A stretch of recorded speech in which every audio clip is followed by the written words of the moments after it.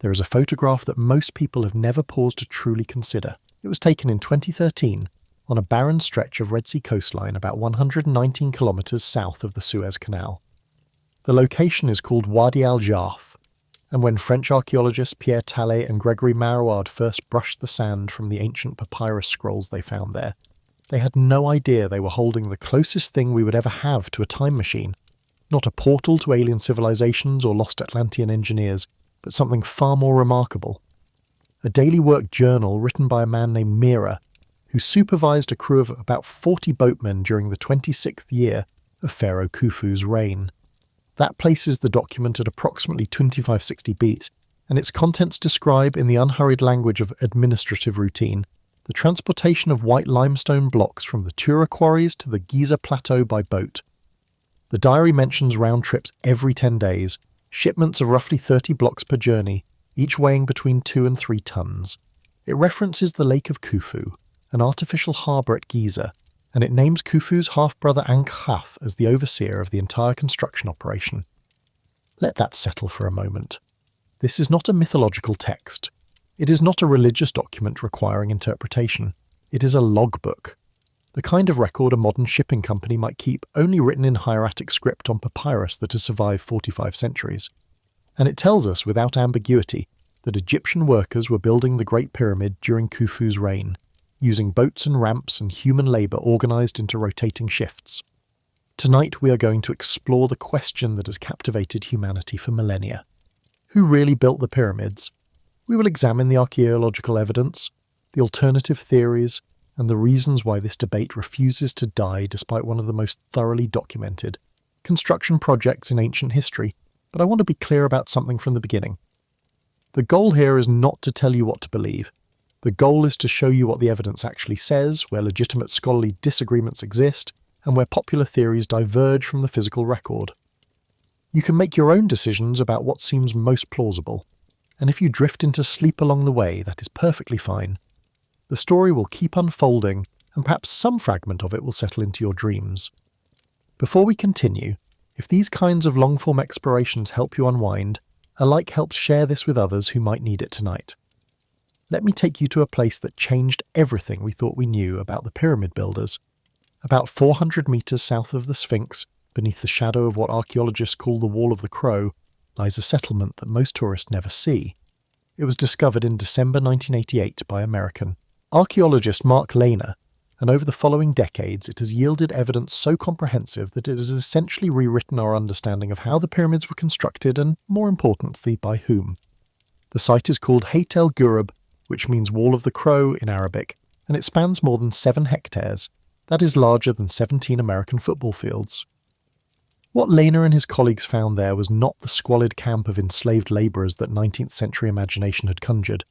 It was a planned community with distinct neighbourhoods, industrial facilities, and infrastructure that suggests a level of state organisation that would not be seen again in Western civilization for thousands of years. Imagine walking through this settlement as it might have appeared around 2500 BCE. To your east you would see galleries, long rectangular buildings stretching more than 50 metres each, divided into corridors with sleeping lofts above.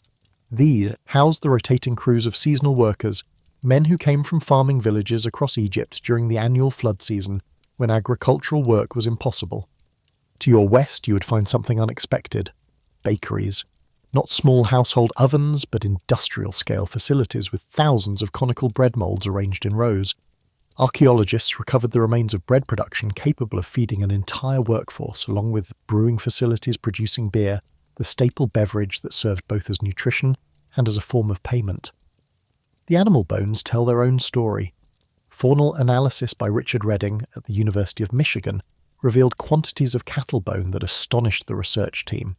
These were predominantly young males under 2 years of age, representing prime beef. The calculations are striking. Workers at this site were consuming an estimated 4,000 pounds of meat daily, more than the average Egyptian village would see in a year. They had access to cattle, sheep, goats, fish and beer. Their diet was better than that of typical Egyptian villagers of the same period. These were not starving slaves. They were well-fed labourers participating in what they believed to be a sacred national project. But the most important discovery came in 1990, when a tourist on horseback accidentally stumbled over a mud brick wall that proved to be the edge of an extensive workers' cemetery. Egyptian archaeologist Zahi Hawass led the excavation, and what emerged from those tombs silenced one of the oldest myths about pyramid construction. The burials dated to the 4th dynasty, the same period as the Great Pyramid's construction, and they were located approximately 500 metres west of the workers' village. The positioning matters enormously. In ancient Egypt, burial location reflected status.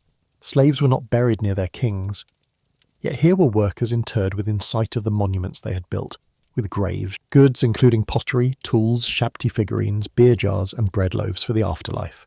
The tomb inscriptions revealed occupational titles: overseer of the side of the pyramid, director of the draftsman, inspector of craftsmen. These were not anonymous masses, but named individuals with professional identities. The skeletal evidence added another layer. Analysis by Azza Sari Eldin and Fawzia Hussein at Egypt's National Research Centre showed that males and females were equally represented in the cemetery, suggesting families rather than a forced labour camp. The bones showed evidence of heavy labour, certainly. Degenerative arthritis in vertebral columns and knees, bent spines, muscle strain markers, common injuries to the ulna, radius and fibula. But here is the detail that changes everything. Most fractures had healed completely with good bone realignment, indicating that medical care was provided. Splints were set. Workers were given time to recover. 2 cases of successful amputation were documented, one of a left leg and one of a right arm, both with healed bone ends. There is even evidence of skull surgery, a trepanation that the patient survived. These are not the marks of a disposable workforce. This is a valued labour pool receiving sophisticated medical treatment. As Hawass himself observed, if they were slaves, they would not have been able to build their tombs beside their kings. The organisational structure that emerges from the graffiti discovered inside the pyramids themselves adds yet another dimension. In 1837, Colonel Howard Vyse found red ochre paint marks in the relieving chambers above the king's chamber in the Great Pyramid. These were gang names, the work crew identifications that ancient Egyptian labourers painted on the blocks they moved. Friends of Khufu gang, the white crown of Khufu is powerful, drunkards of Menkae. The names reflect nautical heritage, with Philae names like starboard, prow, and green echoing Egypt's boat-building traditions. The hierarchical structure was remarkably sophisticated. At the largest scale, a crew of approximately 2,000 workers, each crew divided into 2 gangs of roughly 1,000. Each gang split into 5 files ears of about 200. Each file subdivided into divisions of 10 to 20 workers with a project leader. This is not the chaotic mob scene that popular imagination conjures. This is industrial age management applied 4,000 years before the Industrial Revolution. Now I want to pause here, because this is where the story gets interesting from an interpretive standpoint. Everything I have described comes from peer-reviewed archaeological publications, museum catalogues, and excavation reports available to anyone who wants to read them. The Diary of Merer was published in 2017 through l'Institut Français d'Archéologie Orientale. The Hayt El Ghurab excavations have been documented in dozens of academic papers. The Workers' Cemetery findings have been covered by Harvard Magazine, The Guardian, and numerous Egyptological journals. So the question becomes, if the evidence for Egyptian construction is this comprehensive, why do alternative theories persist? Why does a 2018 Chapman University survey find that 41% of Americans believe aliens visited ancient Earth? Why does Graham Hancock's Netflix series Ancient Apocalypse draw 25 million viewers in its first week? These are not rhetorical questions. They deserve serious consideration, and we will explore them. But first, let me walk you through the physical evidence for how the pyramids were actually built, because understanding what the archaeological record shows is essential before evaluating claims that contradict it. There is a particular feeling that comes over visitors when they stand before the Great Pyramid for the first time. The scale defies comprehension. Photographs cannot prepare you. The base covers 13 acres. If you tried to walk around the perimeter, you would cover nearly a kilometre. The original height, before the capstone was lost and the casing stone stripped, reached 146 metres, taller than a 40-storey building. For nearly 4,000 years, it was the tallest structure on Earth. The numbers alone inspire a kind of vertigo.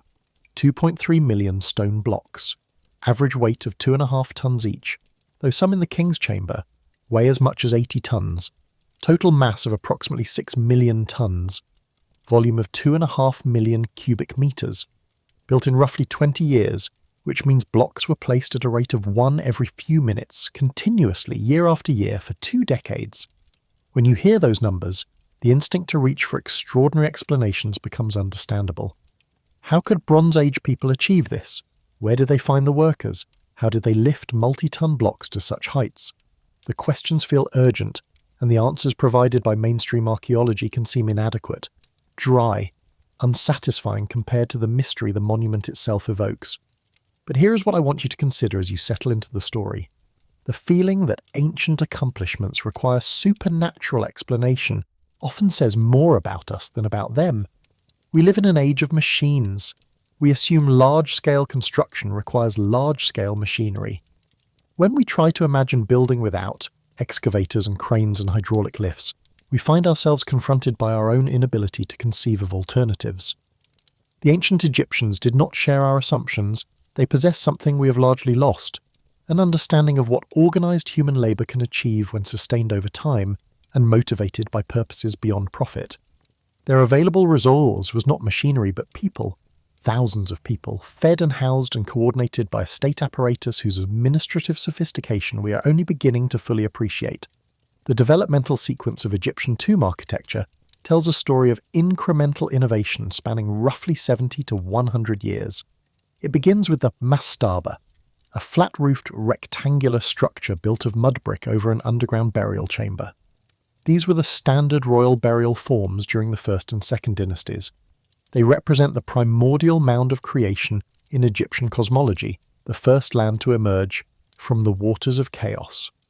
Around 2067 BCE, something changed. Pharaoh Djoser commissioned his architect Imhotep to build a tomb at Saqqara, and Imhotep made a decision that would alter the trajectory of human architecture. He stacked 6 mastabas of decreasing size on top of each other, creating history's first large-scale cut-stone construction. The step pyramid started as a traditional square mastaba measuring 63 meters on each side. Through multiple phases of expansion, it evolved into a stepped structure, 62.5 meters tall, using 11.6 million cubic feet of stone. Imhotep's name means he who comes in peace, and his titles reveal the breadth of his expertise: Chancellor, High Priest of Heliopolis, Chief Sculptor, and Chief Carpenter. He would become one of only 2 non-royal Egyptians ever fully deified, later equated with the Greek god of medicine, Asclepios. The step pyramid was not merely a tomb, it was a proof of concept demonstrating that stone construction at massive scale was achievable. The next phase came under Pharaoh Sneferu, who reigned from approximately 2613 to 2589 BCE. Sneferu used more stone than any other pharaoh, and his building program reveals something crucial. The Egyptians were learning by doing. His first major project, the Bent Pyramid at Djoser, attempted a smooth-sided structure with an original angle of 54 degrees. About halfway up, cracks appeared in the internal chambers. The blocks were not distributing weight properly. Rather than abandon the project, the builders made an adjustment. They reduced the angle to 43 degrees partway through construction, creating the distinctive bent profile visible today. This is not evidence of lost advanced knowledge. This is evidence of engineers solving problems in real time, exactly as modern construction crews do when they can encounter unexpected conditions. The bent pyramid literally shows ancient Egyptians learning from their mistakes. Sneferu's next project, the Red Pyramid, applied the lesson. Built using the gentler 43-degree angle from the start, it became Egypt's first successfully completed true smooth-sided pyramid. The dimensions are significant. 105 meters tall, using approximately 5.5 million limestone blocks. It is the 3rd largest pyramid ever built, and its construction under a single pharaoh's reign demonstrates that Sneferu's son Khufu inherited not just a throne, but approximately 70 to 100 years of accumulated engineering knowledge. The Great Pyramid therefore represents a culmination, not an inexplicable beginning. The developmental sequence is visible. Mastabas, then stepped pyramid, then failed attempt at smooth sides, then successful smooth-sided pyramid, then the refined masterpiece at Giza. There is no discontinuity here, there is iterative improvement. But the pyramids are not just about architecture. They are about logistics, and this is where the modern discoveries at Wadi al-Jarf become so important.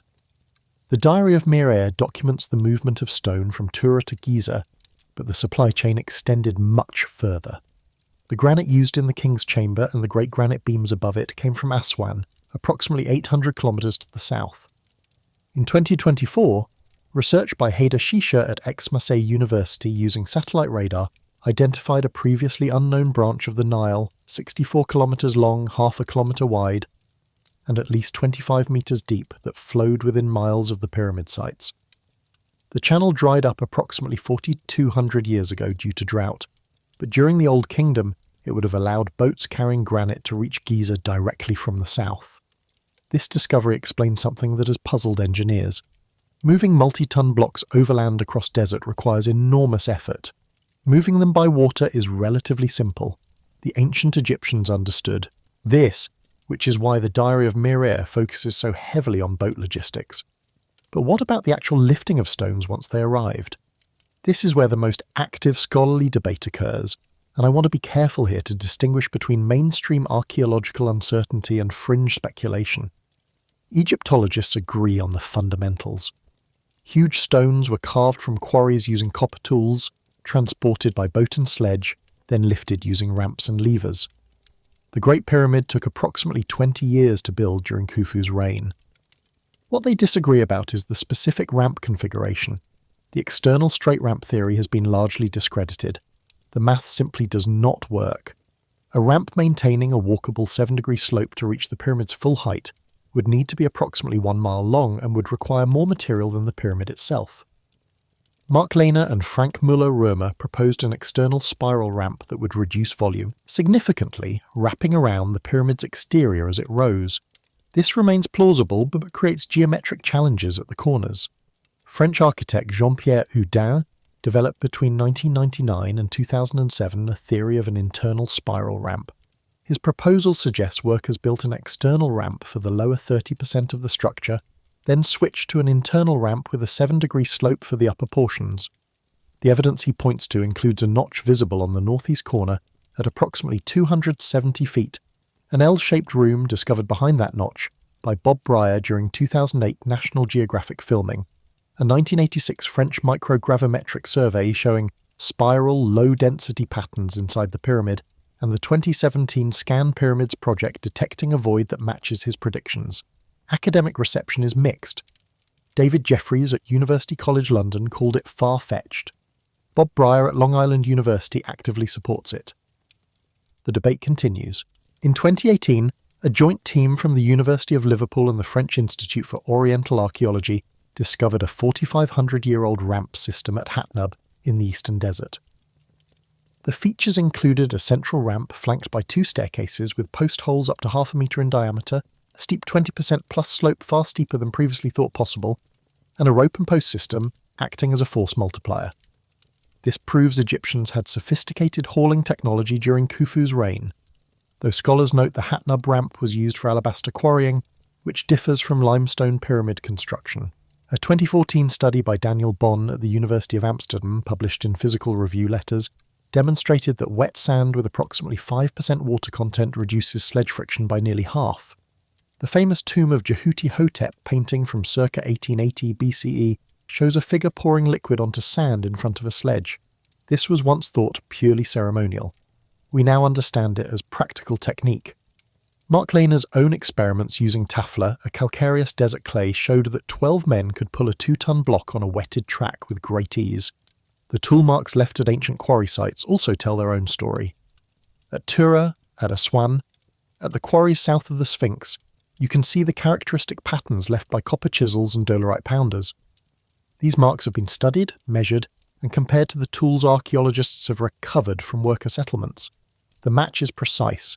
The same tools that created the marks are the tools found in archaeological context. Some alternative theorists have claimed that copper tools could not cut limestone, that the hardness ratios make such work impossible. This claim does not withstand experimental verification. Copper is soft, certainly, and requires constant resharpening, but it is harder than limestone.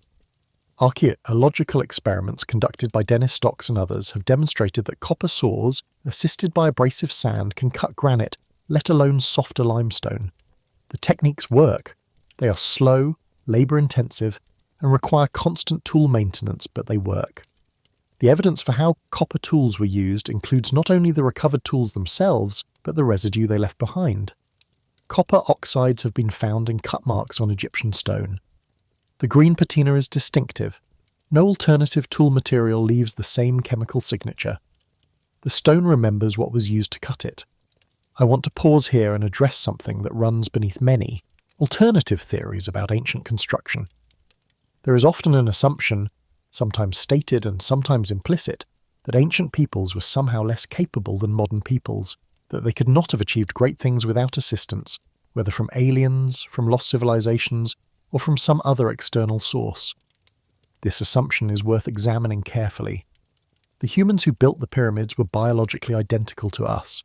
Their brains were the same sears, configured the same way, capable of the same range of thought. The difference between us lies not in intelligence, but in accumulated knowledge. They did not know what we know because they came earlier in the human story. We know what we know because we have had additional millennia to build on their foundations. But within the context of what they knew, the ancient Egyptians were capable of remarkable problem-solving, sophisticated organisation, and sustained creative effort. They invented writing, mathematics, astronomy, medicine, and architecture that would not be surpassed for centuries. They were not primitives waiting for enlightenment from above. They were the cutting edge of human achievement in their era. When we attribute their accomplishments to outside forces, we are not complimenting them. We are diminishing them. We are suggesting they could not have done what they demonstrably did. The evidence says otherwise. The evidence says they were fully capable, fully human, and fully responsible for what they built. So where does this leave us? The mainstream archaeological consensus holds that the pyramids were built by Egyptian workers using ramps, sledges, levers, and water lubrication, organised through a sophisticated state bureaucracy that conscripted seasonal labour as a form of tax payment. The specific ramp configuration remains debated. Individual construction techniques are still being refined through experimental archaeology. But the fundamental question of who built the pyramids has been answered by the physical evidence. And yet the alternative theories persist, and now I want to take them seriously as cultural phenomena, because dismissing them entirely would be intellectually dishonest. The questions they raise, even when their answers are wrong, often point to genuine gaps in public understanding. Let us start with the most famous alternative claim. In 1968, Erich von Däniken published Chariots of the Gods, arguing that extraterrestrials built the pyramids because ancient Egyptians lacked sufficiently advanced tools and left no evidence of workers. The book sold over 65 million copies and spawned a genre that continues today. Von Däniken's credentials are worth noting. He is a Swiss author with no academic degrees, described in biographical profiles as a high school dropout. He was convicted of fraud and embezzlement in 1968 and wrote one of his books while in prison. None of this automatically invalidates his arguments, but it contextualizes the source. His core claims can be evaluated against the evidence we have already discussed. He argued there was no evidence of workers. The workers' village at Hayt el Ghurab, the cemetery with 4th dynasty tombs, disproved this. He claimed Egyptians lacked the tools. The copper tools found at quarry sites, the sledge remains, the ramp remnants all exist. He asserted there was no developmental sequence. The progression from mastaba to step pyramid to bent pyramid to smooth pyramid demonstrates exactly such a sequence. He maintained that precision achieved was beyond human capability using available methods. Experimental archaeology has repeatedly shown that ancient methods work. The scholarly rebuttals to ancient astronaut theories are excessive. Ronald Story's The Space Gods Revealed appeared in 1976. Clifford Wilson's Crash Go the Chariots came in 1972. Kenneth Feeder's Frauds, Myths and Mysteries has been through multiple editions since 1990. The theory spread through NBC's documentary In Search of Ancient Astronauts in 1973, and the History Channel's Ancient Aliens series, which premiered in 2009 and now exceeds 19 seasons. Graham Hancock's work represents a different category of alternative theory. His 1995 book Fingerprints of the Gods proposed that an advanced civilization existed at the end of the last ice age approximately 12,000 years ago, and that survivors transmitted knowledge to later cultures including the Egyptians. Hancock claims the Giza complex encodes a message pointing to 10 to 500 BCE. The archaeological evidence contradicting this is substantial. The Diary of Mirer documents Great Pyramid construction during Khufu's reign around 2560 BCE. Khufu's cartouche was found inside the pyramid. The clear developmental sequence from mastabas to step to true pyramids exists in the physical record. There is no physical evidence of pre-Ice Age advanced civilization, no artifacts, no tools, no technology. Kenneth Feeder, an archaeologist at Central Connecticut State University, has characterized Hancock's thesis as reflecting diffusionist arguments that had circulated for decades and offering nothing original. Robert Schoch, an associate professor at Boston University with a PhD in geology from Yale, has proposed that deep vertical erosion on the Sphinx enclosure walls was caused by rainfall last occurring between 5000 and 10,000 BCE, potentially dating the Sphinx to at least 5000 BCE. Geological rebuttals to this theory exist. James Harrell at the University of Toledo argued that weathering was caused by heliclasty, salt crystallization from moisture in sand. Lal Ghauri proposed weathering driven by atmospheric precipitation combined with salt. A critical point notes that if the Sphinx were carved during the Green Sahara period when Egypt received substantial rainfall, it would have been inundated by Nile floods, leaving completely different erosion patterns. Acoustic levitation claims have appeared in some alternative literature, suggesting ancient Egyptians used sound to levitate pyramid blocks. Current acoustic levitation capabilities are documented. Scientists have levitated a 50mm polystyrene ball in 2016 and a 2cm polystyrene ball in 2017, objects weighing only grams. Physicist Bruce Drinkwater calculated that levitating a typical 2-ton pyramid stone would require approximately 8 megawatts of acoustic power, equivalent to 160,000 homes' electricity consumption.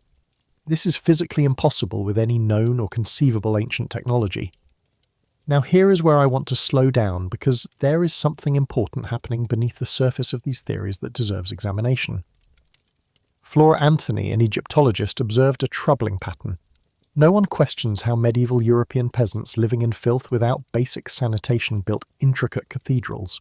But when Africans or Mesoamericans build pyramids, suddenly, it must be aliens. The sites targeted for alien theories include Egypt, Africa, South America, Easter Island, Maya sites and Native American mounds. Rarely questioned are the Roman Forum, Parthenon or European cathedrals.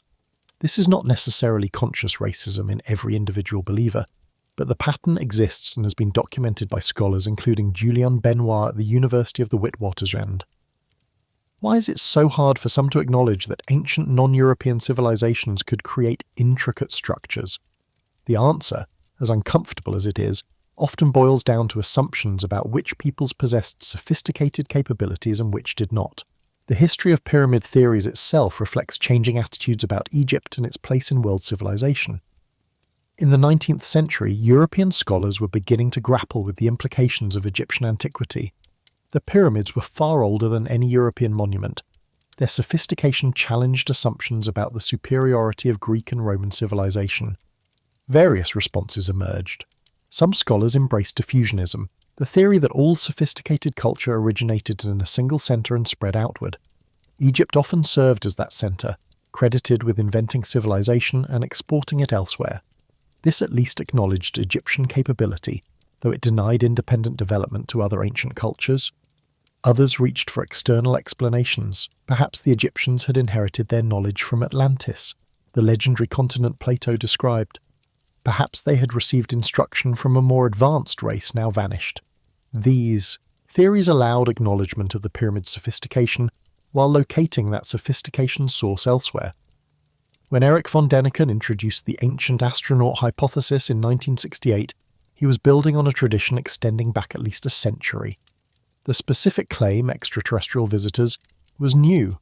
The underlying impulse to explain non-European achievement through external intervention was not. Von Däniken's own statements in Signs of the Gods from 1979 included the question, was the black race a failure? And did the extraterrestrials change the genetic code? The connection between ancient astronaut narratives and white nationalist movements has been documented. Frank Joseph, a former Ancient American magazine editor, was previously a leader of the American Nazi Party. This does not mean everyone interested in alternative archaeology harbours racist views. Many do not. The appeal of mystery, of hidden knowledge, of challenging established authority attracts people across the political spectrum. Genuine curiosity about ancient achievements can lead someone to alternative theories without any prejudicial motivation. But the historical roots of these theories deserve acknowledgement because they shape the questions being asked and the assumptions underlying them.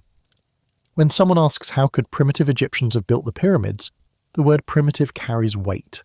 It smuggles in assumptions about capability that the archaeological evidence contradicts. The Egyptians who built the pyramids were not primitive by any reasonable standard. They possessed a written language, sophisticated mathematics, detailed astronomical knowledge, advanced metallurgy, complex administrative systems, and religious traditions of great philosophical depth. They ruled a unified state stretching hundreds of miles along the Nile. They conducted international trade and diplomacy. They produced art and literature that continues to move people thousands of years later. Describing such a civilization as primitive says more about the describer than about the civilization being described. There is also a media ecosystem dimension. Ancient Aliens uses what researchers call firehosing, a strategy that commingles fact with fiction in rapid succession. A UC Berkeley study found YouTube's algorithm amplified conspiracy content, with recommendations reaching approximately 10% of informational channels at peak. Whitney Phillips at Syracuse University observed that this content finds you whether you seek it or not. Academic publications, meanwhile, sit behind paywalls while conspiracy content is free and algorithmically promoted. Flint Dibble at Cardiff University debated Graham Hancock on Joe Rogan's podcast for 4.5 hours in April 2024, reaching millions of viewers. His strategy reflected a growing scholarly recognition that if scholars want to curb misinformation, they need to stop talking only among themselves. Let me turn now to what we actually know about the workers who built these monuments, because their story is remarkable without any embellishment. The Egyptian workers were not slaves. They were corvée labourers, farmers recruited during Akhet, the flood season from June through November when agricultural work was impossible. This was a form of tax payment to the state.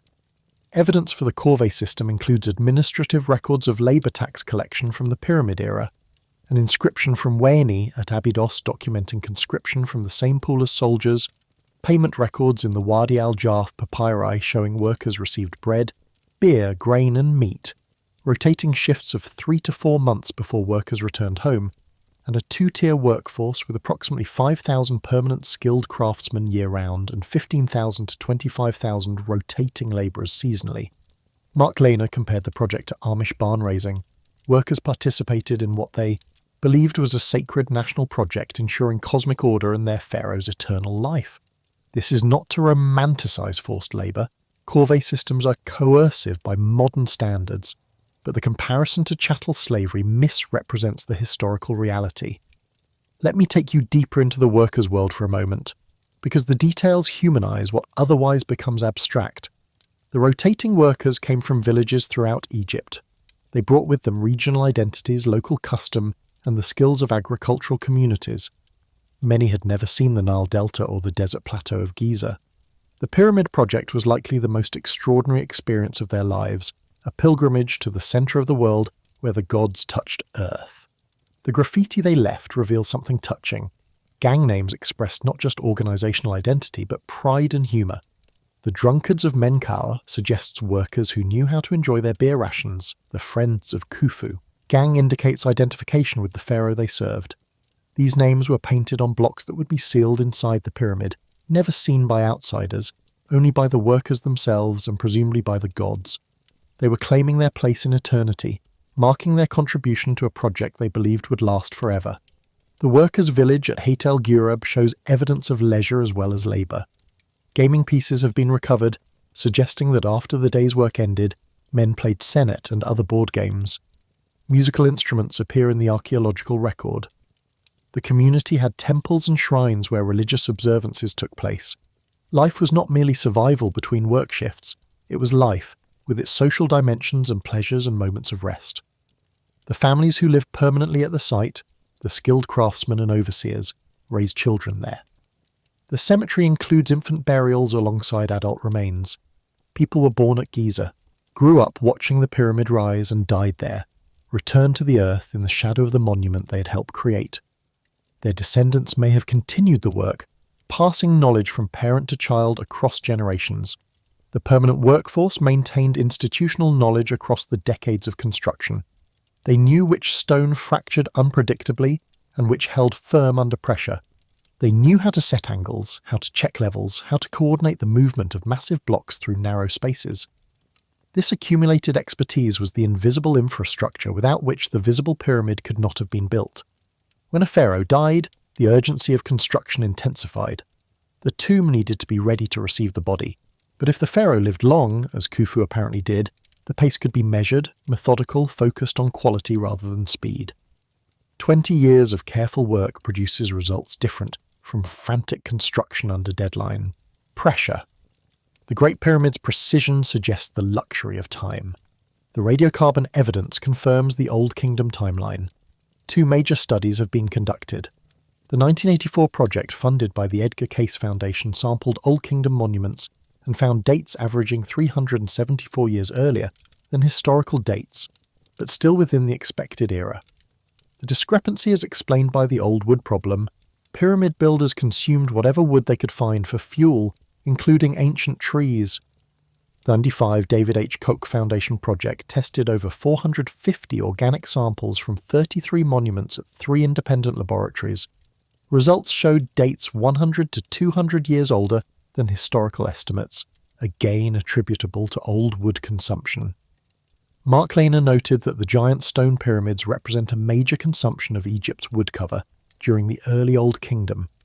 Despite some offset, radiocarbon dating definitively confirms pyramids were built in the timeframe traditionally assigned by Egyptologists, approximately 2600 to 2500 BCE, ruling out fringe theories claiming they are tens of thousands of years old. The recent scanning projects have published their findings openly. The Scan Pyramids project, launched in 2015 as a joint venture between Cairo University and the French Hip Institute, uses infrared thermography, muon tomography and 3D simulation.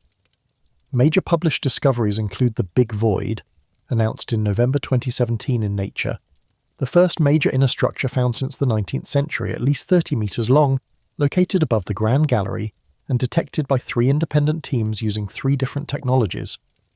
The North Face corridor was characterized in March 2023 and published in Nature Communications, measuring 9 meters long by approximately 2 meters by 2 meters in cross-section, visualized with endoscope after muon detection. All findings are published in peer-reviewed journals, announced publicly and covered by international media. In March 2025, viral claims emerged from a so-called Khafra project alleging vast underground structures 2,000 feet below Giza. Snopes identified key images as generated using artificial intelligence with 99.9% AI detection confidence. Egyptian authorities confirmed no permits were granted. Dr. Sarah Parkak at the University of Alabama stated that synthetic aperture radar data cannot see through rock. This is how misinformation operates, not through suppression of genuine findings, but through fabrication of false ones.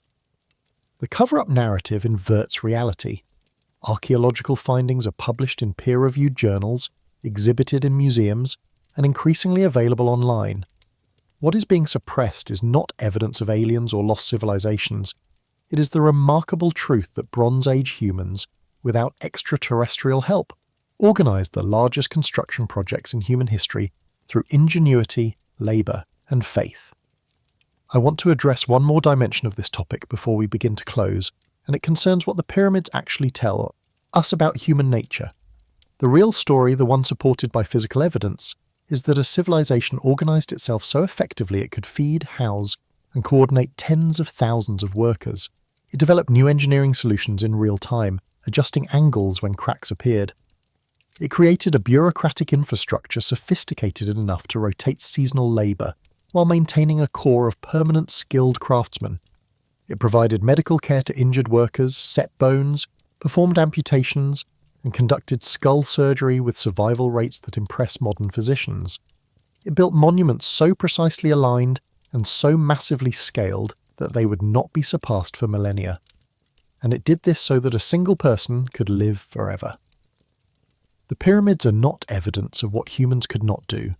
They are monuments to what humans could do when motivated by belief so profound it could move millions of tons of stone. The cosmic order depended on the pharaoh's eternal existence.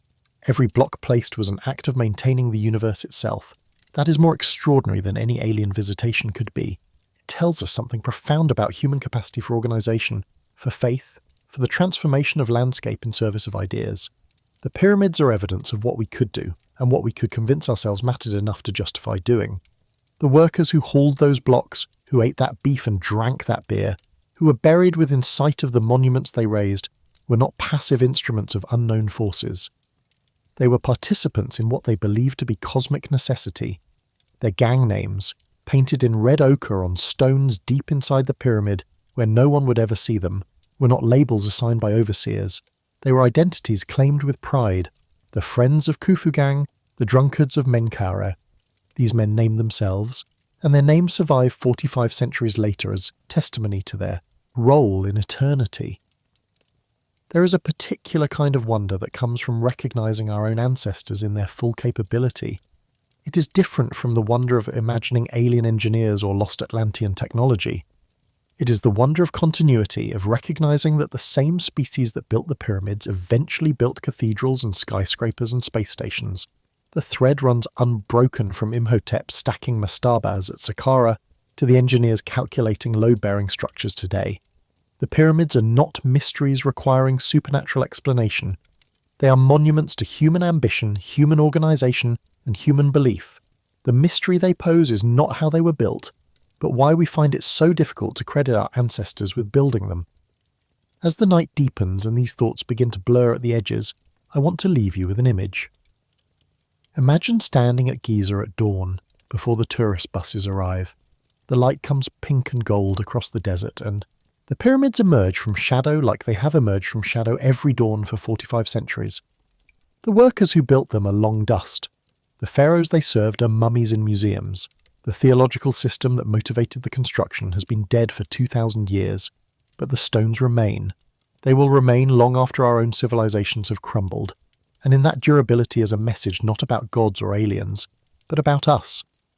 About what humans can accomplish when they organize around a shared purpose so completely that they reshape the landscape itself. The real story is more remarkable than any myth about outside intervention. It is the story of a civilization so organized it could build eternity from stone, and so human it left behind bakeries and breweries and medical care and gang graffiti and a daily work journal about moving limestone blocks by boat. Rest now, fellow wanderers. Let the facts soften into atmosphere. Let the ancient stone settle into Tutuntun's dream. The pyramids will still be there when morning comes, still posing their silent questions, still offering their silent testimony to what we have always been capable of becoming. The story of who built the pyramids is not a mystery. It is a mirror. And when we look into it honestly, we see not alien engineers or lost civilizations, but ourselves, organized and motivated and capable of wonders we have taught ourselves to doubt. Sleep well. The ancient workers sleep too in their tombs beside the monuments they raised. They left their names painted on the stones. They left their bones in the sand. They left a civilization's testimony to human possibility, and that is the only cover-up that matters. Not the suppression of alien evidence, but our own reluctance to believe what our ancestors actually achieved. The pyramids are not evidence of outside help. They are monuments to inside capability, to the extraordinary things humans do when they believe deeply enough and organize, well enough and work hard enough. That is the story the stones tell if we are willing to listen. But before you drift too far into sleep, let me offer a few more threads to carry with you. There is something I have not yet discussed, and it concerns the precision of the Great Pyramid itself, because when alternative theorists point to the accuracy of the construction, they are not wrong that it's extraordinary. They are wrong about what that accuracy implies. The Great Pyramid's base measures approximately 230 meters on each side. The difference between the longest and shortest sides is only 58 millimeters. That is an error margin of roughly 0.025% over a distance of nearly a quarter kilometre. The pyramid is aligned to true north with an error of approximately 3/60ths of a degree. The casing stones, the now mostly vanished outer layer of polished white limestone, were fitted with gaps measuring fractions of a millimetre, so tight you cannot insert a piece of paper between them. These facts are not in dispute. What is in dispute is whether such precision required technologies beyond what ancient Egyptians possessed. The answer, supported by experimental archaeology and engineering analysis, is no. But the explanation requires understanding how ancient builders thought about measurement and quality differently than we might assume. Let me dwell on this for a moment, because precision is often at the heart of alternative claims about the pyramids. Modern precision typically involves measurement against calibrated standards. We use rulers marked in millimetres, lasers that measure to fractions of a wavelength, GPS systems accurate to centimetres. When we achieve precision, we achieve it through instruments. Ancient precision worked differently. The Egyptians had the cubit, a unit based on the length of the forearm from elbow to fingertip. Within the cubit were smaller divisions, the palm and the finger. These were not standardized the way modern units are. A cubit in one town might differ slightly from a cubit in another. But for a single construction project using a single cubit rod, consistency could be maintained across the entire work. The precision of the Great Pyramid's base was achieved not through advanced measurement technology, but through careful procedure. Survey the ground level first, removing high spots, filling low spots, establishing a reference plane. Use stretched cords to establish straight lines, sighting along them to verify alignment. Check and recheck, measure and remeasure, correct errors before proceeding rather than compensating afterward. The Nova documentary This Old Pyramid in 1992 demonstrated some of these principles in practice. Egyptologist Mark Lehner and stonemason Roger Hopkins built a mini pyramid 6 metres high using approximately 186 stones, averaging 2.2 tons each on the Giza plateau over 3 weeks. The project confirmed that 12 men could pull a 1.5-ton block on a slick surface, that copper tools worked on soft Tura limestone with constant resharpening, and that levers could lift a capstone to 20-foot height with 4 to 5 men. The limitations were acknowledged. Modern steel tools were used for some operations. A front-end loader transported most blocks, with only 3 to 4 demonstrated by hand. Time constraints prevented full-scale demonstration, but the experiment confirmed that ancient methods were workable. Not easy, not quick, but workable. More recent experimental archaeology has refined these findings. Xavier Landreau at the Paléotechnique Institute in France published in PLOS 1 in 2024 a study suggesting the step pyramid may have used a hydraulic lift system, essentially using water pressure to raise blocks. Reception has been cautious. Julia Budke at Ludwig Maximilian University noted that no Egyptologists or archaeologists were directly involved in the study. The traditional methods using ramps, levers and sledges remain better documented. The debates within mainstream archaeology about construction methods are genuine and ongoing. This is how science works. Hypotheses are proposed, tested, criticized, refined. The debates are not about whether Egyptians built the pyramids, they are about which specific methods were used for which specific tasks. The fundamental conclusion that Egyptian workers using Bronze Age technology constructed these monuments is not in serious scholarly dispute. Modern construction tolerates significant error because we have the technology to compensate. Ancient Egyptian construction minimized error because they did not.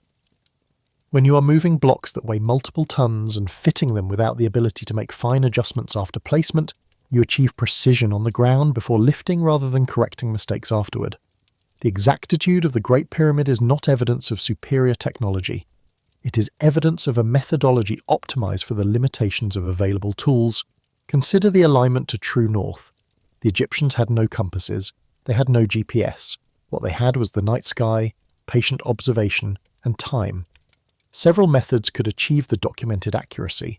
One involves observing a circumpolar star, marking its position at rising and setting on the horizon, then bisecting the angle to find true north.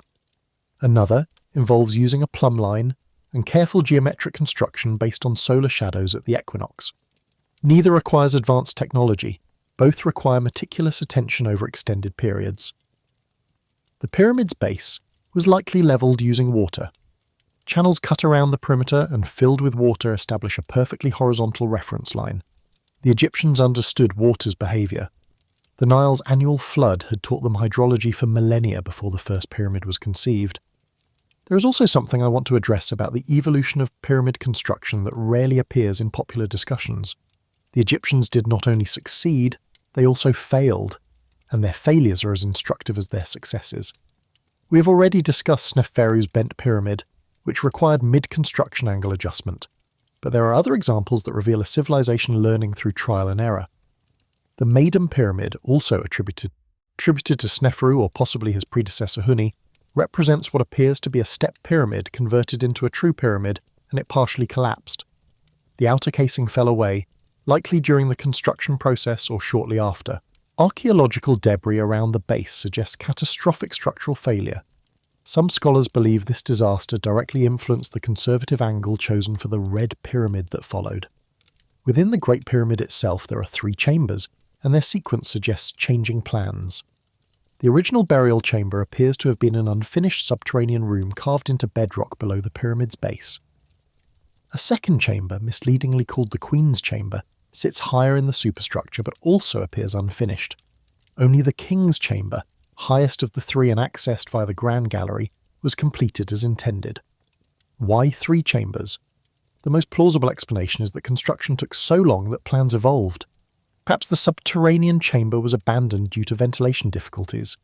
Perhaps the Queen's Chamber represented a fallback plan if Khufu died before completion. Perhaps the builders simply improved their designer's work, progressed. Whatever the reason, the multiple chambers suggest adaptation, not predetermined master plans executed flawlessly. Menkaura's pyramid, the smallest of the 3 at Giza, provides even more direct evidence of construction methodology frozen mid-process. Menkaura died before the granite casing was completely polished. The lower courses show finished, gleaming granite. The upper portions show rough stone with smoothing work incomplete. This gives archaeologists rare insight into technique. The masons positioned facing stones rough, then worked from top to bottom, smoothing as they descended. The unfinished sections show exactly where workers stopped, when Menkaure's death ended the urgency of the project. This is not the behaviour of a civilization possessing advanced technology that made construction effortless. This is the behaviour of human beings working at the limits of their capability, racing against pharaonic mortality, adapting plans when circumstances required. The granite beams above the King's Chamber present another puzzle that has drawn speculation. These massive blocks, some weighing 50 tons or more, span the chamber's ceiling to distribute the enormous weight of the pyramid above.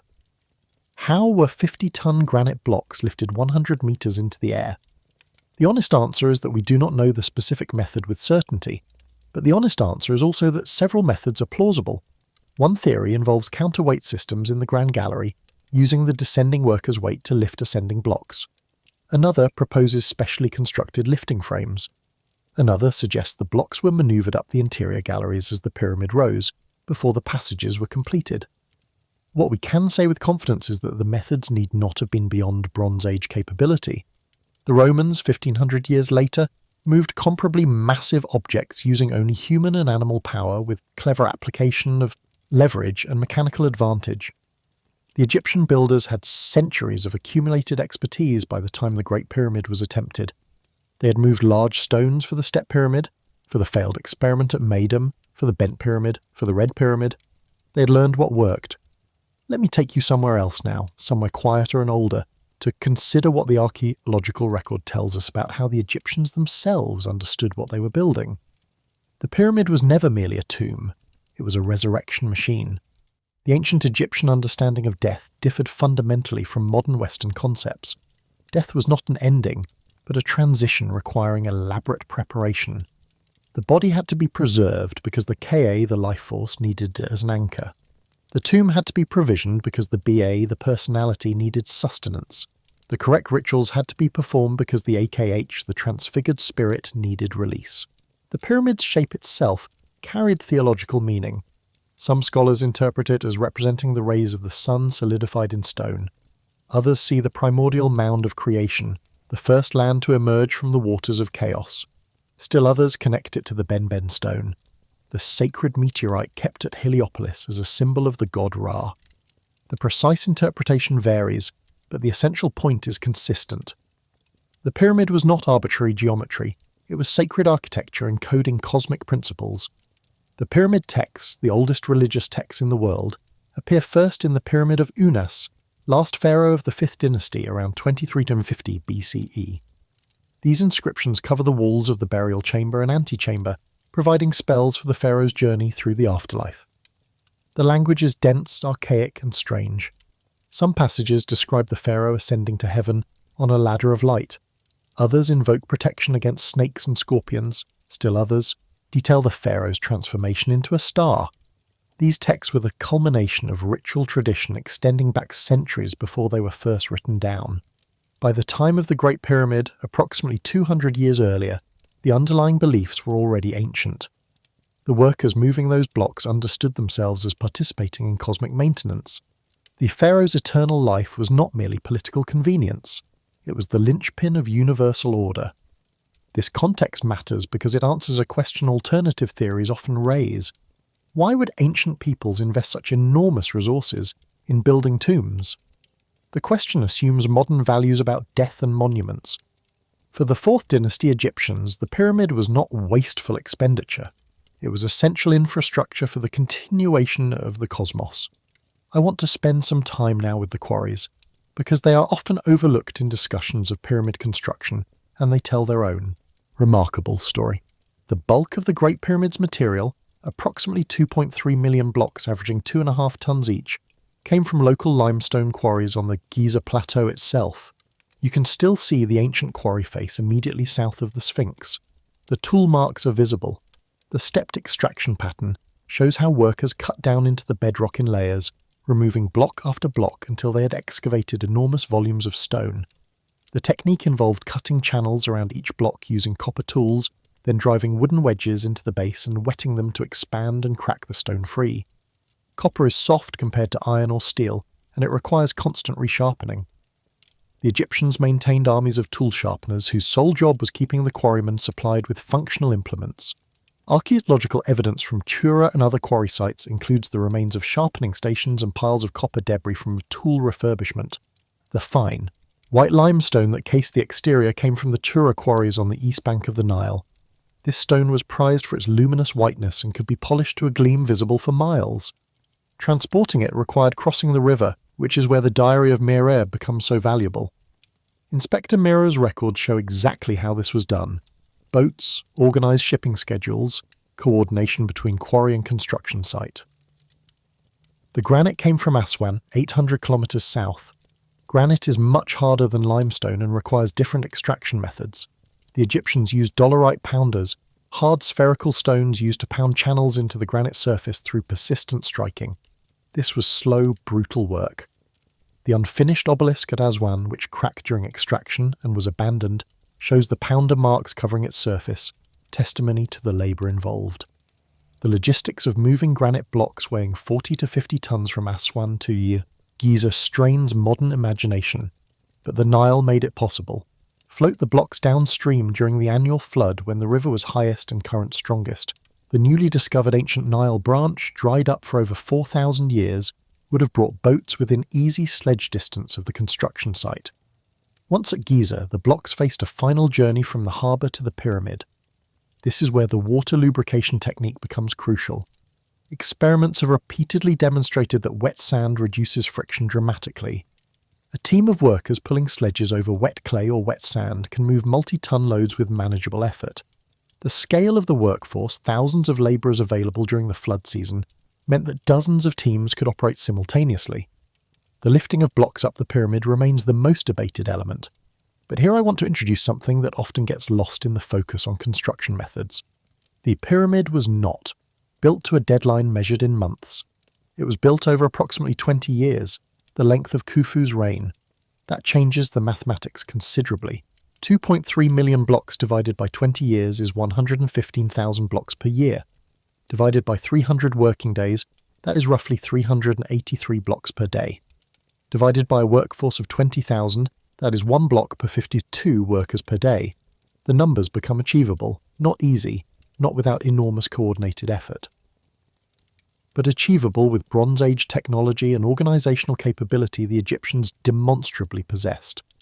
The pyramid did not require magic, it required time, labor, organization, and the willingness to sustain effort across decades. Before we move on, I want to spend a moment with the Sphinx, because it often appears in alternative theories about Giza, and its relationship to the pyramids deserves attention.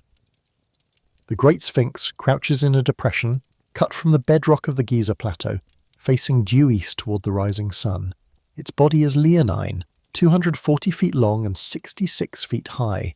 Its face, though damaged, retains the features of a 4th dynasty pharaoh, most likely Khafra, whose pyramid rises directly behind it.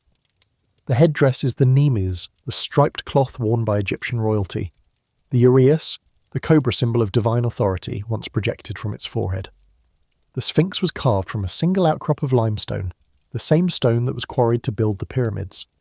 The blocks removed to shape its body were used in the nearby Valley Temple. This is not speculation. The stone matches. Geological analysis confirms that the temple blocks came from around the Sphinx body. Robert Schoch's water erosion hypothesis, which we mentioned earlier, proposes that vertical erosion patterns on the Sphinx enclosure walls were caused by rainfall predating the conventional construction date. This would push the Sphinx's origin back thousands of years to a period when Egypt received significantly more precipitation. The hypothesis has been examined by geologists, and alternative explanations exist. James Harrell at the University of Toledo demonstrated that similar weathering could result from salt crystallization caused by moisture in the sand. Windblown sand deposited against the Sphinx body would trap morning dew. As the moisture evaporated, salt would crystallize and expand, creating the observed erosion patterns. The Sphinx was buried in sand for most of its history. Ancient Egyptian pharaohs cleared it multiple times, as commemorated by the dream stele placed between its paws by Thutmose IV around 1400 BCE. If the Sphinx had stood exposed during thousands of years of heavy rainfall, the erosion patterns would be different from what we observe. The actual evidence is consistent with a monument carved in the Old Kingdom and subsequently subjected to cycles of burial and exposure. A critical point often overlooked is that the Sphinx construction context matches the pyramid complex.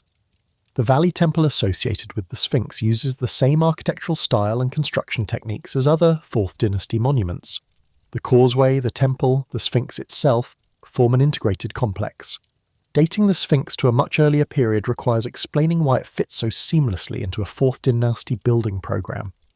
The Sphinx's face has been compared to the statue of Khafra found in the Valley Temple, now displayed in the Cairo Museum. The resemblance, despite the Sphinx's damaged nose and beard, is striking. Forensic analysis by Frank Domingo of the New York Police Department in 1991 concluded the faces were not identical, leading some to suggest the Sphinx depicts an earlier pharaoh or even a pre-dynastic king. Other forensic analysts have reached different conclusions, and the damaged state of the Sphinx's face limits what such analysis can definitively establish. What we can say with confidence is that no archaeological evidence supports a pre-dynastic origin for the Sphinx. No artifacts, no inscriptions, no tools, no construction debris from an earlier period have been found in association with the monument.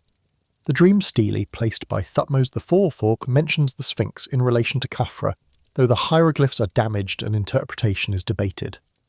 Later Egyptian texts consistently treat the Sphinx as an Old Kingdom monument.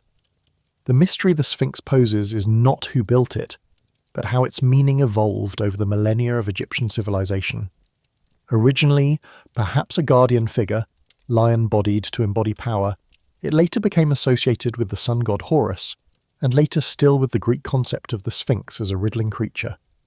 The Great Sphinx has been many things to many peoples.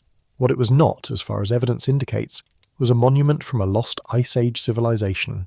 We draw your attention now to something that will carry you towards sleep with a different kind of wonder. The astronomical alignments. The Great Pyramid's orientation to true north is accurate to within 3/60ths of a degree. This precision has fueled speculation about advanced surveying technology or external assistance. But consider what it actually represents. The builders cared deeply about alignment. They had methods based on stellar observation and geometric construction that achieved remarkable accuracy, and they deployed those methods with obsessive attention. Why did alignment matter? The answer is theological. The northern sky was the realm of the imperishable stars, the circumpolar stars that never set, never died, never descended below the horizon. These stars represented eternal existence, the destination of the transfigured Pharaoh. Two narrow shafts extend from the king's chamber toward the exterior of the pyramid, one pointing north and one pointing south. The northern shaft, aligned with Thuban, the pole star of that era. The southern shaft aligned with Orion's belt, associated with Osiris, god of the dead. These alignments were not accidental. They were intentional connections between the tomb and the celestial realm where the pharaoh would spend eternity. The precision was theological expression, not technical showing off.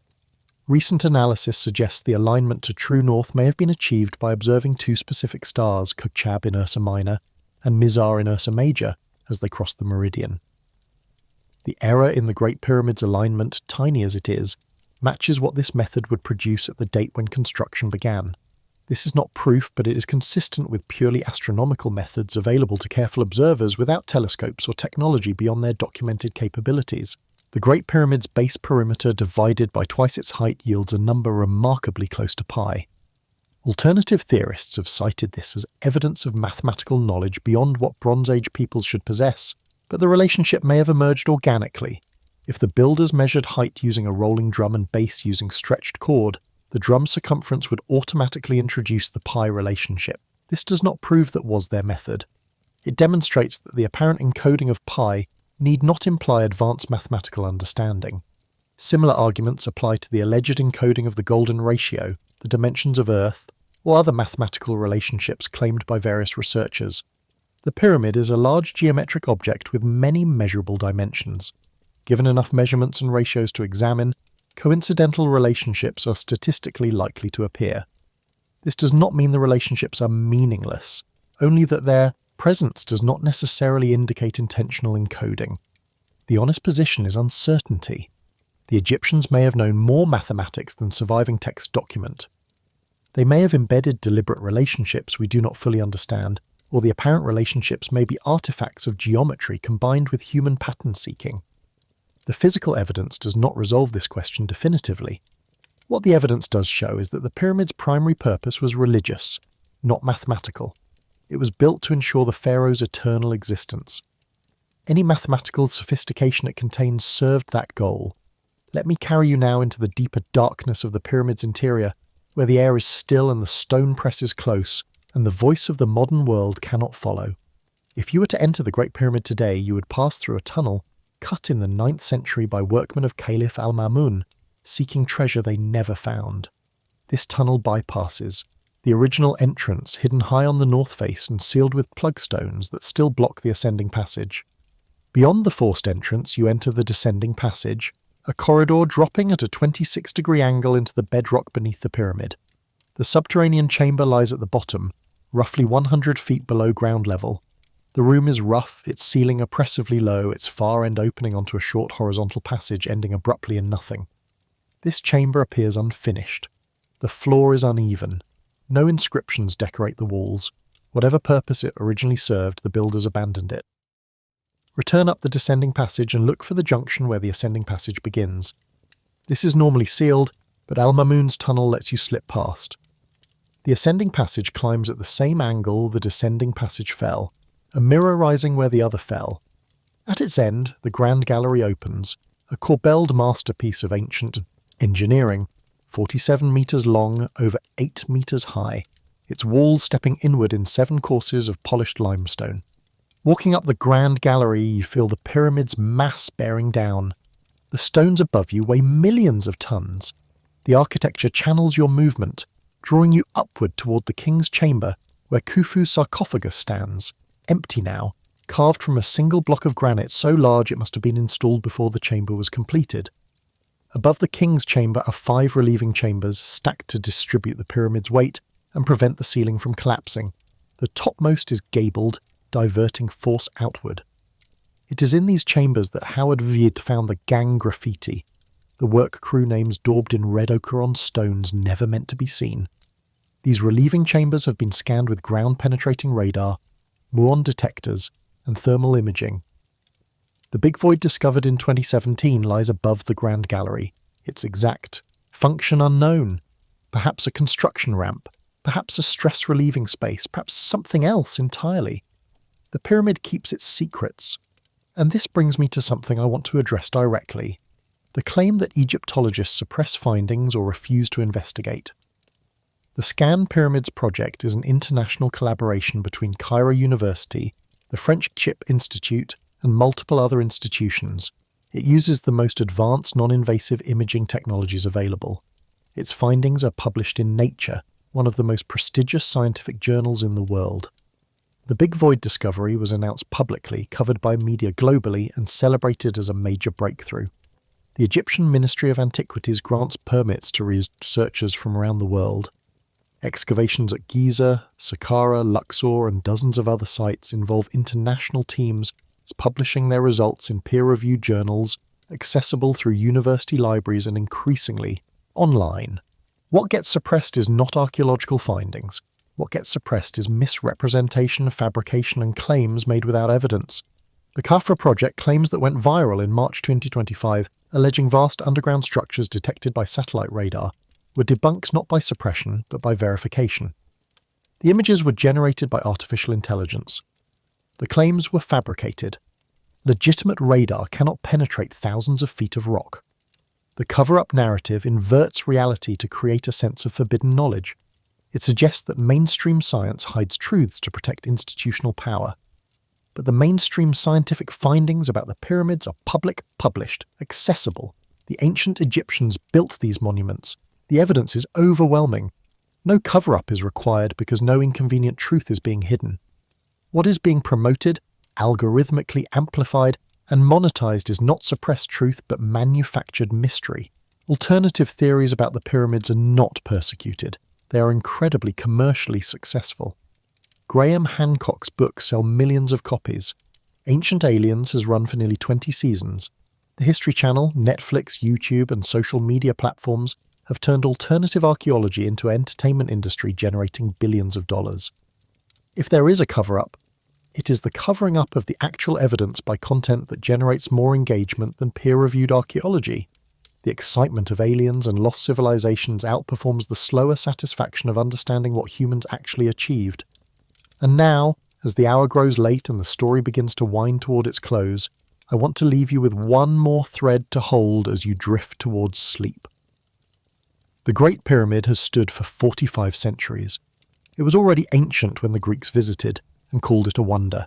It was old when the Romans came, and old when the Arabs arrived, and old when Napoleon's soldiers gazed up at its slopes. It has watched empires rise and crumble while it remained. This durability is itself testimony. The pyramid was built to last because its builders believed eternity mattered. They did not expect their work to be remembered for a few generations. They expected it to endure forever, to serve its function across limitless time, to maintain the cosmic order as long as the cosmos existed. There is one more journey I want to take you on before we close, and it concerns how the pyramids have been seen across the ages since they were built. Because the question of who built the pyramids is not new. It has been asked for thousands of years, and the answers have revealed as much about the askers as about the monuments themselves. When the Greek historian Herodotus visited Egypt around 450 BCE, the Great Pyramid was already 2,000 years old. The civilization that built it had risen, flourished, declined, been conquered by foreign powers, and reconstituted itself multiple times. The workers' village at Hayt el-Ghurab had long since crumbled to dust. The records that would later be found at Wadi al-Jarf were sealed in caves, forgotten. Herodotus asked the Egyptian priests about the pyramid's construction. They told him stories.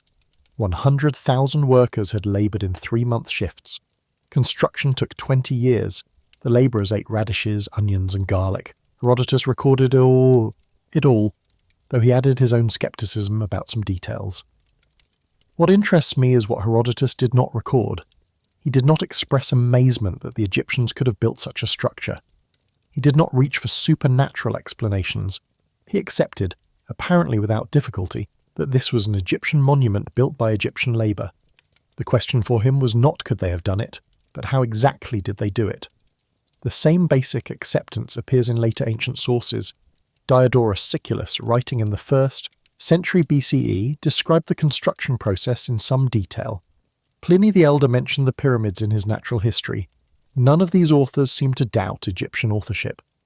The monuments were ancient, impressive, and somewhat mysterious in their specifics, but they were recognizably human achievements. Something changed as ancient knowledge was lost. After the Arab conquest of Egypt in the 7th century CE, the ability to read hieroglyphics gradually disappeared. The last known hieroglyphic inscription was carved in 394 CE. Within a few generations, the ancient texts became unreadable, and with them went the historical knowledge they contained. Medieval Arab visitors to the pyramids offered various explanations. Some thought the pyramids were Joseph's granaries, built to store grain during the 7 years of plenty mentioned in Genesis. Others attributed them to pre-flood giants or to magical powers. The connection to specific pharaohs was lost. The monuments became objects of wonder detached from their historical context. European visitors during the Renaissance and early modern period brought their own assumptions. The pyramids became associated with esoteric traditions, with supposed mysteries of ancient priesthoods, with secret knowledge preserved from the biblical past. Masonic traditions incorporated pyramid symbolism, investing the monuments with meanings the ancient Egyptians would not have recognized. When Napoleon invaded Egypt in 1798, he brought scholars as well as soldiers. The description de l'Égypte that resulted from their surveys began the process of re-anchoring the pyramids in historical understanding. The discovery of the Rosetta Stone in 1799 and Jean-François Champollion's subsequent decipherment of hieroglyphics in 1822 opened Egyptian texts to modern readers for the first time in over a millennium. As Egyptology developed as a discipline through the 19th and 20th centuries, the documentary evidence accumulated. King lists were translated, construction inscriptions were read, administrative records from pyramid-era sites were analysed. The picture that emerged was of Egyptian pharaohs directing Egyptian labour, using Egyptian methods to build Egyptian monuments. The supernatural explanations receded into the margins, but they never entirely disappeared. Each generation has produced its own alternative theorists, proposing Atlantean builders, extraterrestrial architects, or lost civilizations as alternatives to the Egyptian origin the evidence supports. These theories have had remarkable staying power, persisting despite accumulating evidence to the contrary. A part of the explanation is psychological. Mystery is more engaging than solution. A pyramid built by aliens or Atlanteans captures imagination in ways a pyramid built by organized labor does not. The human mind gravitates toward narrative, toward drama, toward the exceptional. The ordinary, even when extraordinary by objective standards, loses its luster through familiarity. Part of the explanation is sociological. Alternative theories create communities of believers who share a sense of possessing special knowledge that mainstream academia rejects. This sense of being in the know, of seeing through the official story, provides identity and belonging. Debunking the theories does not break these social bonds. It often strengthens them, confirming the believer's sense that powerful forces are suppressing the truth. Part of the explanation is commercial. Mystery sells. Books about alien pyramid builders outsell academic Egyptology texts by orders of magnitude. Television series about ancient mysteries draw audiences that peer-reviewed journals cannot match. There is money in mystery, and where there is money, there is content production. But I think part of the explanation is also something gentler, something worth understanding with compassion rather than contempt. The pyramids are old and we are mortal, and the span of time between their construction and our lives is hard to comprehend. When we stand before them, we feel our smallness, our brevity, our insufficiency compared to something that has endured while countless generations have come and gone. The desire to attribute such endurance to something beyond ordinary humanity may be, at its root, a way of coping with that feeling. If humans built the pyramids, then we are capable of creating eternity, but we have not created eternity. Most of what we build crumbles within decades. Our civilizations rise and fall, our monuments weather and collapse. The pyramids suggest we could do better. And that suggestion is uncomfortable. It implies that the limits we accept are chosen, not inevitable. That with sufficient will and organization and purpose, humans can build things that outlast empires. Perhaps attributing the pyramids to someone else, whether aliens or Atlanteans or forgotten geniuses, is a way of letting ourselves off the hook. If they had special help, then our failure to match their achievements is excusable. We did not have their advantages. We are not accountable to their standard. But the evidence says they were us. Same species, same brains, same fundamental capabilities. What they had that we often lack was purpose so strong it could move mountains, literally, block by block over decades in service of beliefs about cosmic order and eternal life that organized entire societies toward common goals. That is a harder truth than alien intervention. It suggests that we are capable of more than we achieve, that our limitations are often limitations of imagination and will rather than limitations of possibility. I offer this not as criticism, but as observation. The alternative theories about the pyramids are phenomena worth understanding. They tell us something about human psychology, about our need for mystery, about our discomfort with the full scope of human potential. Dismissing them with contempt misses an opportunity for insight, but accepting them as truth misses the even greater insight offered by the actual evidence. The pyramids are remarkable. The truth about who built them is more remarkable than any myth. We do not share their theology. We do not believe the Pharaoh's eternal life depends on his tomb's integrity. We do not imagine the sun will fail to rise if the pyramid falls. But we can recognize the power of a civilization that organized itself around such beliefs, that mobilized resources on such scale for purposes it considered essential. The pyramid asks us to take ancient people seriously, not as primitives receiving help from above, but as fellow humans solving problems with the resources they possessed. Their solutions were different from ours, their motivations were different from ours, but their capacity for organization, for sustained effort, for precision in service of purpose was fully human. When you look at the Great Pyramid, you see what humans can do when they care enough. The stones were cut and transported and lifted and fitted by human hands. The organization was achieved by human minds. The motivation came from human beliefs about what mattered. That is the real story. Not that we had help, but that we did not need it. Not that the truth is hidden, but that the truth is available to anyone willing to read the archaeological literature, visit the museums, examine the evidence. The pyramids are monuments to human capability. They endure as testimony. And as you sink towards sleep, let that testimony settle into something like comfort. We come from people who could build eternity from stone. Whatever our ancestors accomplished, they accomplished as humans. That capacity has not vanished.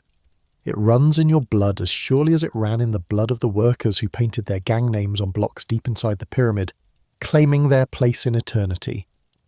You don't have to hold every detail. The story keeps walking even as you rest. The stones remain. The archaeological record remains. The truth, patient as limestone, waits for anyone who seeks it. The red-haired bodies found in the Tarim Basin suggest something different entirely.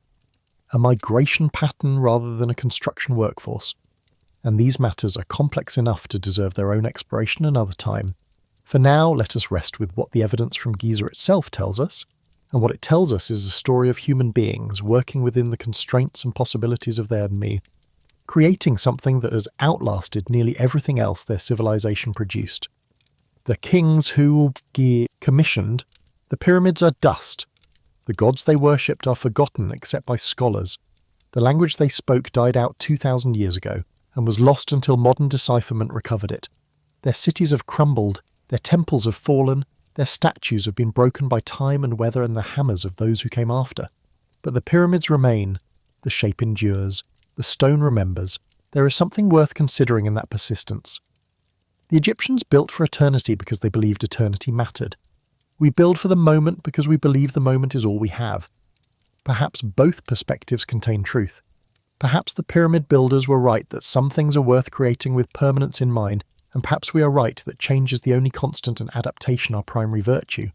Or perhaps there is a synthesis possible, a way of building that honours both the long view and the present need. The Egyptians organised an entire civilization around a single purpose, ensuring their king's eternal life.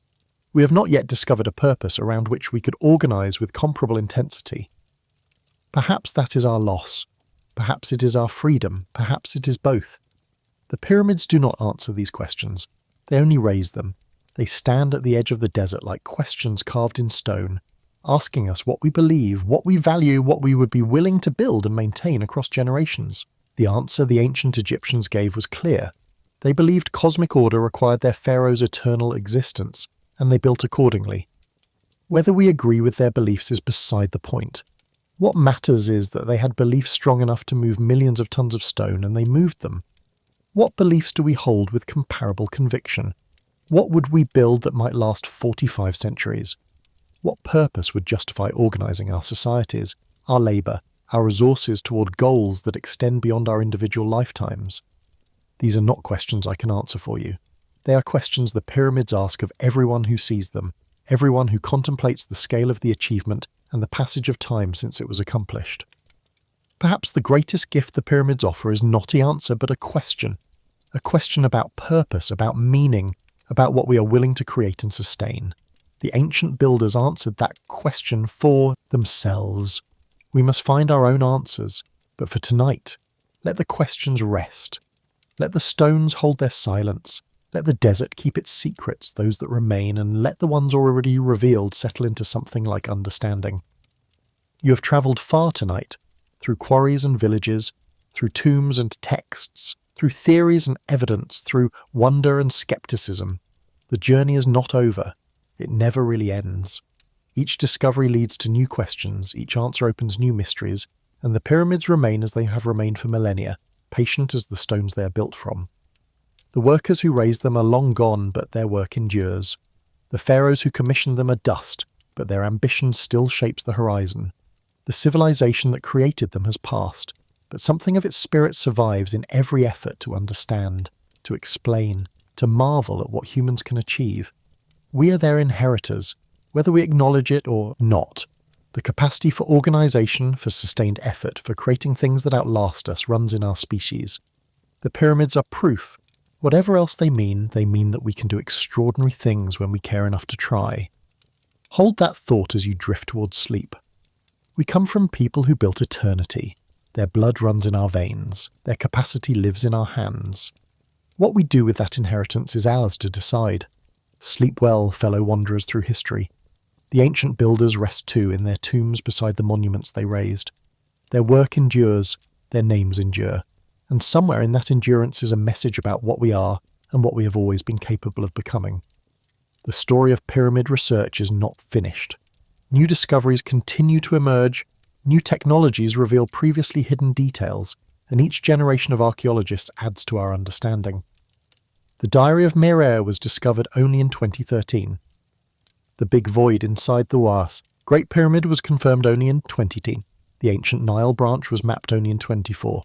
What we know today is more than we knew yesterday, and what we will know tomorrow may change our understanding again. This is not a weakness of archaeological science, it is a strength. The willingness to revise conclusions in light of new evidence is what distinguishes science from dogma. When the workers' village was discovered at Hayt el Ghurab, Egyptologists revised their understanding of the labour force. When the Wadi al-Jarf papyri were translated, they revised their understanding of construction logistics. When scanning technologies revealed internal structures, they added complexity to their understanding of the pyramid's architecture.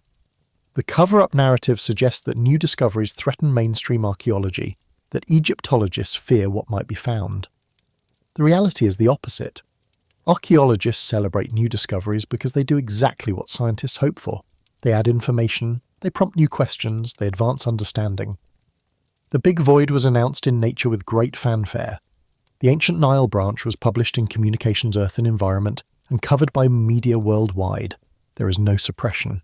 There is enthusiasm. What does get contested vigorously is misrepresentation.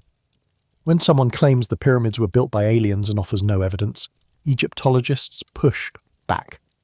When someone proposes underground cities beneath Giza based on AI-generated images, fact-checkers debunk it. This is not suppression of truth. It is defense against falsehood. There is a difference. The challenge for anyone genuinely interested in the pyramids is distinguishing between legitimate scholarly debate and manufactured controversy. Archaeologists disagree about many things: the specific ramp configurations used, the exact workforce numbers, the meaning of particular inscriptions, the purpose of certain architectural features. These are real debates conducted in peer-reviewed journals using evidence and argumentation. What archaeologists do not seriously debate is whether Egyptians built the pyramids. That question was settled long ago by evidence so comprehensive it would take hundreds of pages to summarize completely. The debates that remain are about details within that settled framework, not about the framework itself. For those who find the alternative theories compelling, I would offer this suggestion. Read the archaeological literature. Not summaries or videos or social media posts, but the actual excavation reports, the scholarly papers, the detailed analyses. The Diary of Mirer has been published. The Hayt El Ghurab excavation reports are available. The scanning project results are in Nature. The evidence is accessible to anyone willing to engage with it seriously. What you will find is not a cover-up, but a fascinating story of human achievement, organisational capability, and determined effort across generations. You will find workers with names and families, administrators keeping detailed records, engineers solving problems through trial and error. You will find a civilization that cared so deeply about eternity that it reshaped the landscape to serve that vision. That story, the true story, is more remarkable than any myth about outside intervention. It shows what humans can do, and that showing is available to anyone who seeks it. Rest peacefully now, let the facts blur into dream. Let the desert wind pass over the stones as it has passed for 45 centuries. The pyramids will still be there when the sun rises. They have waited this long. They can wait until morning. Dream deep.